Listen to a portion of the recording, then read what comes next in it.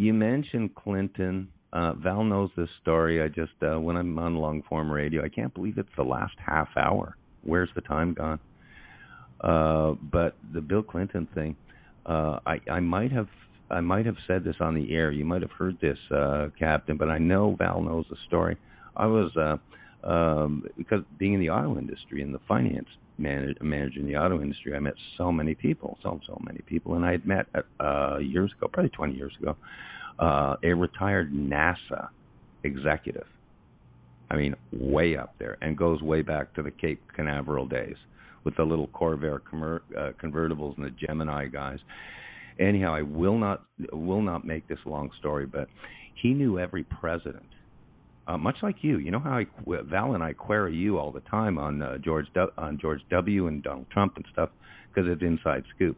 And this gentleman, he knew all the presidents from starting with Nixon. And he did not know he retired before George W. So he was in that era, the real cool era of NASA.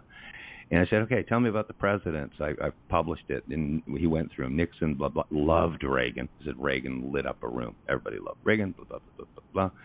But he got to Bill Clinton. I said, okay, Bill Clinton. He said, and he took a minute, Captain. You know how a guy does, take a break in, like, the bar or something, you know, takes an extra little sweet. And he says, I'll tell you what, sir, he says to me. He says, I'll tell you what. We all knew at NASA, knew that this guy was a real crook. A real crook. And I said, what about his wife? You know, he said, yeah, whatever. Her too. But he had said, word was out, no question. And we're not talking just a phony, baloney politician. We're talking, he looked me in the eye and he said, a real crook. So that really bothered me. Anyhow, back to you, James. Well, what does that mean? Hold on.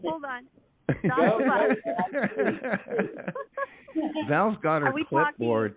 James, Val's got her clipboard. She's going to ask her question. 5'1", punch you right in the nose. You know about politics. What was that? Do you have a question, Val? You have a question? Yes, I do. My hand is raised and in the air. Well, I'm just curious. Like, did he enjoy...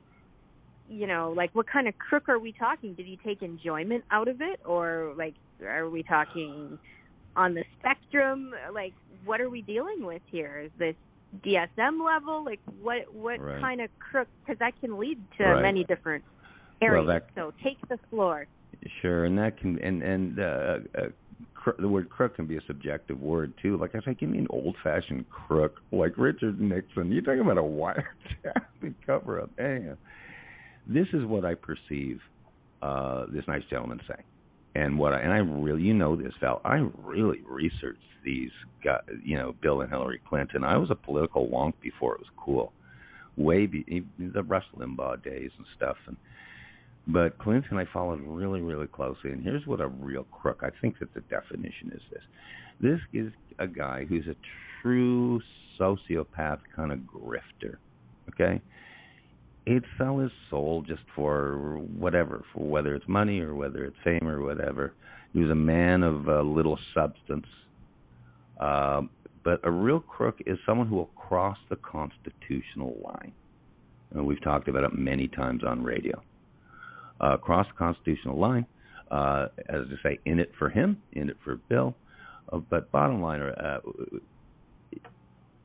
if you really, I'll bet you history will not be kind on Bill Clinton.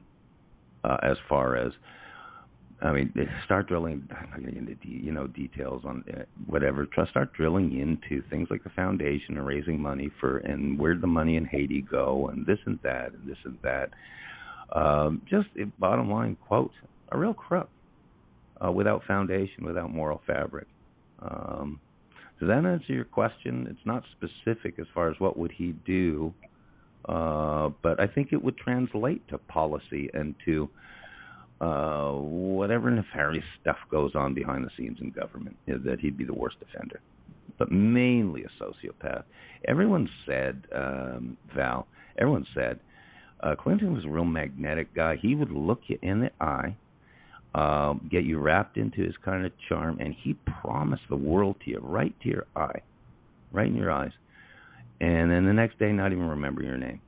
Just one of those guys.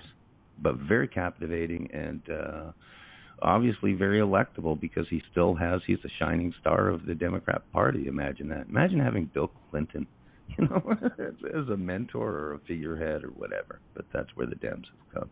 But there you go. Wow. Thanks for that.